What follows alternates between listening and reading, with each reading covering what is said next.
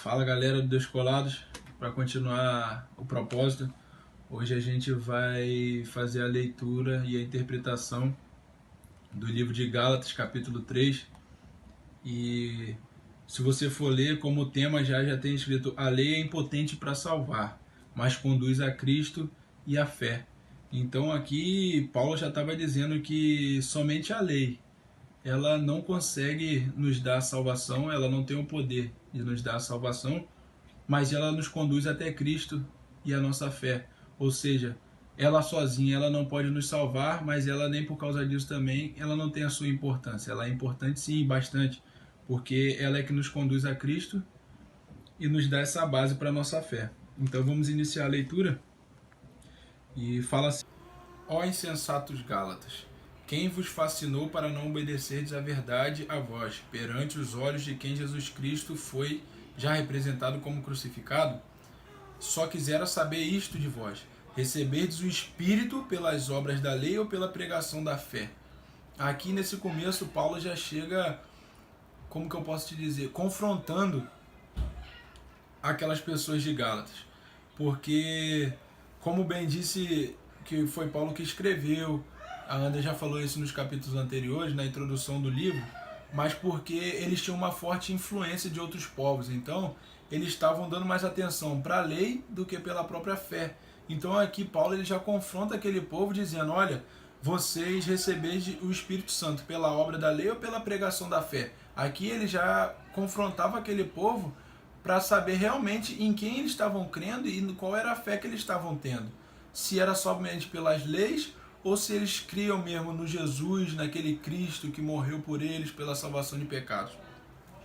Dando continuidade: sois vós tão insensatos que, tendo começado pelo Espírito, acabeis agora pela carne? Será em vão que tenhais padecido tanto, se é que isso também foi em vão? Aquele, pois, que vos dá o Espírito e que opera maravilhas entre vós, o faz pelas obras da lei ou pela pregação da fé? Novamente ele vai citar Jesus Cristo aqui indiretamente, falando que aquele, pois, que vos dá o Espírito e que opera maravilhas entre vós, o faz pelas obras da lei ou pela pregação da fé? Aqui ele diz: olha, aquele que andou no meio de nós, aquele que fez tantas maravilhas, e aquilo que a gente viu, tudo isso, ele fez isso pelas obras da lei ou pela pregação da fé? Porque Jesus ali, ele nunca falou da lei em respeito do que ele fazia, que era através da lei, sim pela pregação de fé e pelo aquilo que o Pai o trouxe na terra pelo aquele propósito. É o caso de Abraão, que creu em Deus e isso lhe foi imputado como justiça. Abraão foi o pai da fé, que Deus falou para ele.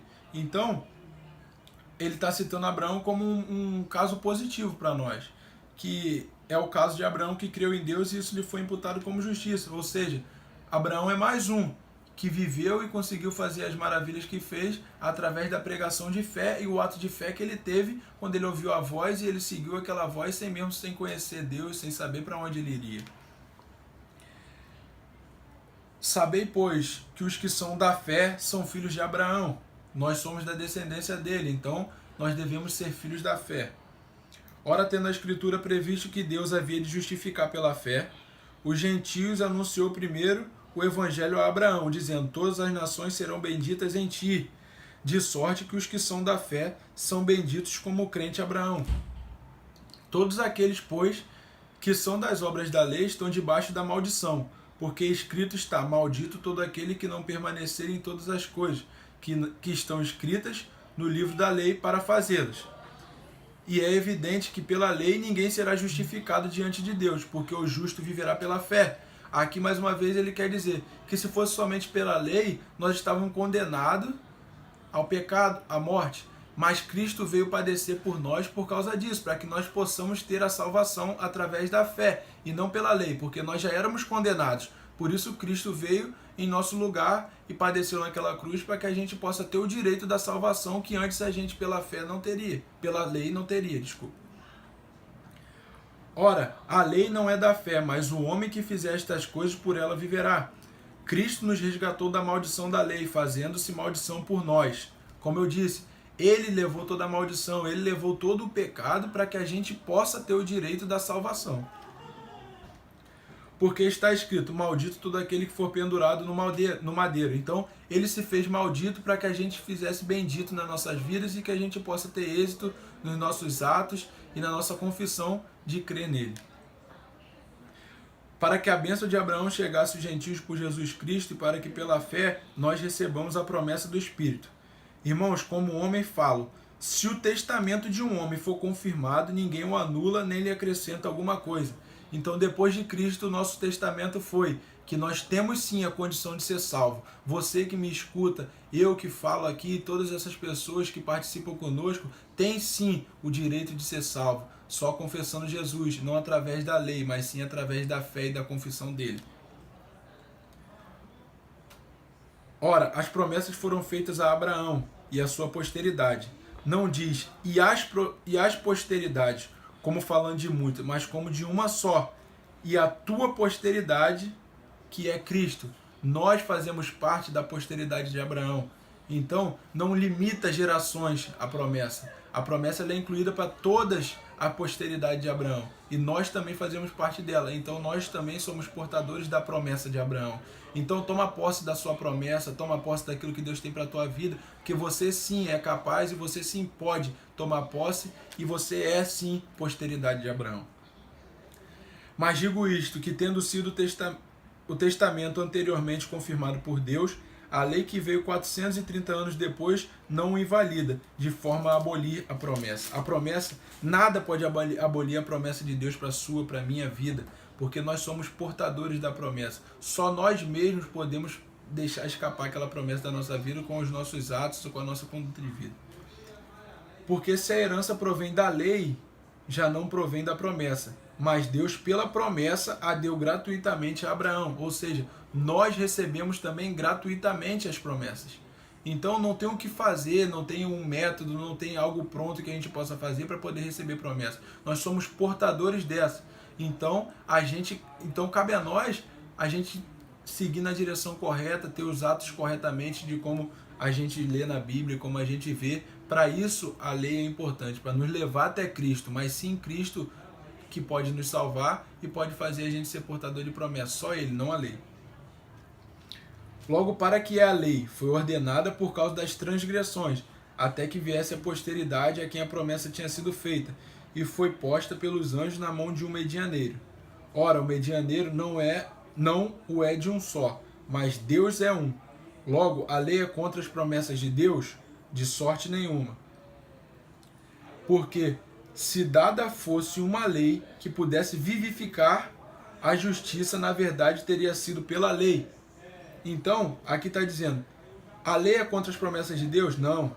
Porque se dada fosse uma lei que pudesse vivificar, ou seja, se a lei fosse capaz de dar vida ao invés de morte para a gente, a justiça, na verdade, teria sido pela lei. Não precisaria de Jesus. Então, é isso que Paulo está dizendo. Se somente a lei fosse capaz de nos dar vida, de nos dar a salvação, não precisaria de Jesus. Então é o que ele quer mostrar para aquele povo, o que ele quer mostrar para a gente. Nós precisamos única e exclusivamente de Jesus na nossa vida. Ah, Charles, mas eu passo por isso, por aquilo, você não sabe da minha história. Sim, mas o que eu tenho para te dizer é que nada que está escrito pode te salvar ou te dar uma condição melhor de vida. Mas sim, aquele que morreu por nós na cruz e padeceu naquele lugar para nos dar a vida eterna. Mas a Escritura encerrou tudo debaixo do pecado, para que a promessa pela fé em Jesus Cristo fosse dada aos crentes. Porque se a lei condena, a graça salva. É isso que aqui quer dizer. Se a lei, se as pessoas podem te condenar, podem falar o que quiser de você, mas só que a graça de Jesus Cristo, dada por Ele para nós, ela nos salva e nos dá a vida eterna. Mas antes que a fé viesse, estávamos guardados debaixo da lei e encerrados para aquela fé que se havia de manifestar, de maneira que a lei nos serviu de aio para nos conduzir a Cristo, para que pela fé fôssemos justificados.